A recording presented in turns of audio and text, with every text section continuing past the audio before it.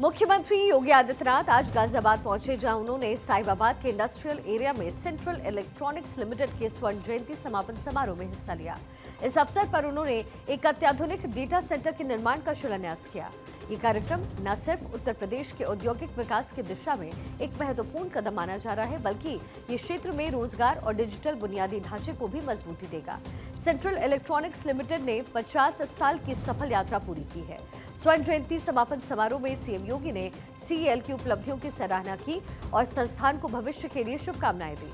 CM योगी ने कहा है कि ये संस्था न केवल भारत के टेक्नोलॉजिकल आत्मनिर्भरता का प्रतीक है, बल्कि मेक इन इंडिया अभियान की सशक्त मिसाल भी। प्रधानमंत्री मोदी जी ने पूरे भारतवासियों के सामने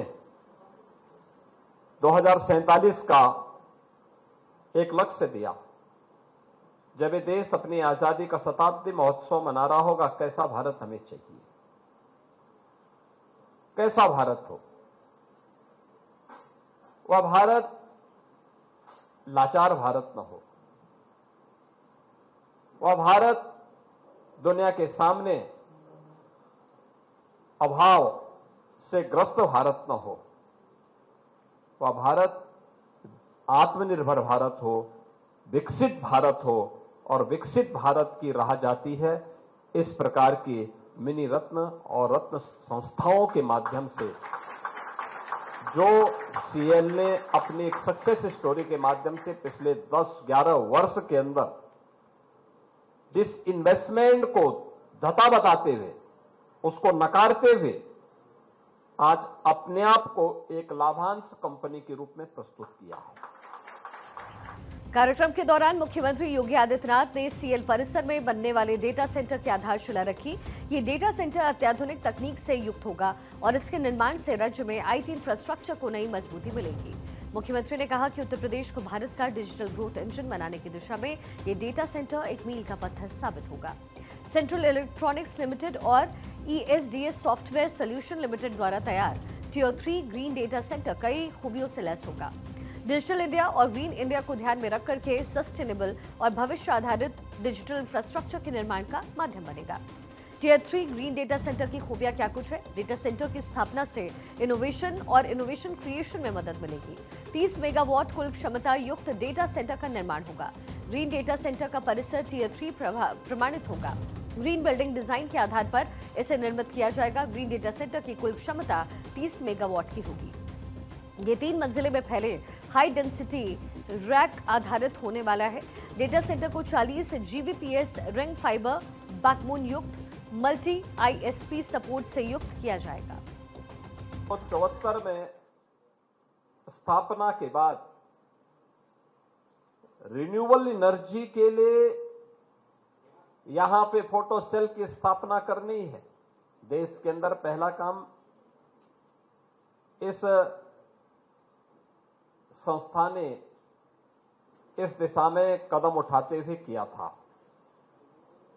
और आज देश का पहला ऐसा डाटा सेंटर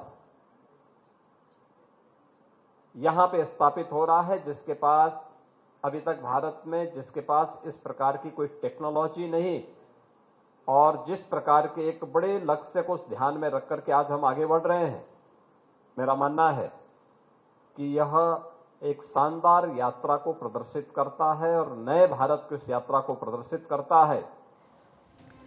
वहीं सीएम योगी ने इस मौके पर कहा कि उत्तर प्रदेश में बेहतर कानून व्यवस्था और पारदर्शी नीतियों के चलते देश विदेश के निवेशक अब राज्य की ओर आकर्षित हो रहे हैं। उन्होंने कहा कि गाजियाबाद जैसे औद्योगिक शहरों में इंफ्रास्ट्रक्चर और तकनीकी संस्थानों के विस्तार से युवाओं के लिए नए रोजगार के अवसर भी खुलेंगे।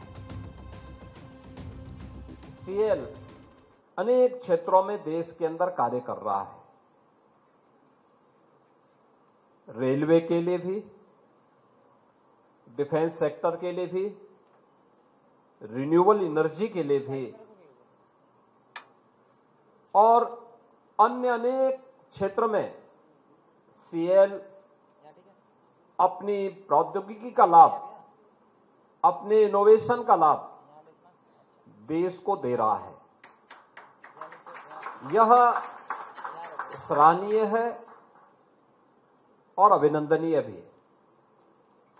उत्तर प्रदेश ने पिछले 8 वर्ष में प्रधानमंत्री मोदी जी के मार्गदर्शन में हर एक क्षेत्र में एक नई गति को अपनी प्रगति का आधार बनाया है। उत्तर प्रदेश पिछले 8 वर्ष के अंदर, ये बहुत कम देखने को मिलता होगा कि कोई राज्य 8 वर्ष में अपनी अर्थव्यवस्था को 2.5 गुना अधिक बढ़ा ले। उत्तर प्रदेश ने इस लक्ष्य को प्राप्त किया है। सीएम योगी ने इस समारोह के बाद स्थानीय उद्योगपति, व्यापारिक संगठन और प्रशासनिक अधिकारियों के साथ बैठक की। इसमें औद्योगिक विकास से जुड़ी हुई योजनाएं, समस्याएं और समाधान के रास्तों पर चर्चा हुई। सीएम योगी ने सभी विभाग को औद्योगिक इकाइयों के लिए सिंगल विंडो क्लियरेंस की प्रक्रिया को और तेज करने के निर्देश दिए। इसके साथ ही अपने संबोधन में सीएम योगी ने कहा कि उत्तर प्रदेश अभिमारू राज्य नहीं रहा, यहाँ विकास, निवेश और रोजगार के नए अध्याय लिखे जा रहे हैं।